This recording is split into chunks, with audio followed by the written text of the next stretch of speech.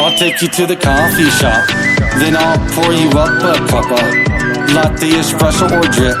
Sit back, relax and sip. Oh, hot and black, sweet and blonde, I love them all sorts of ways.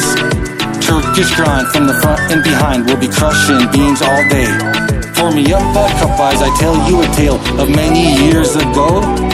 It all starts out with the coffee pot, water and the stove, and a little green bag that my dad brought home called Papadopoulos. This is the process, step by step, for those who do not know.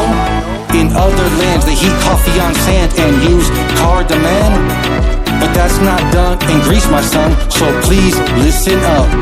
Put the coffee in a mason jar so that it will stay fresh. Add a spoonful to the water, then I'll tell you what is next. Put the pot on the stove until it boils, then pour it in a cup. If it is too strong, you will not sleep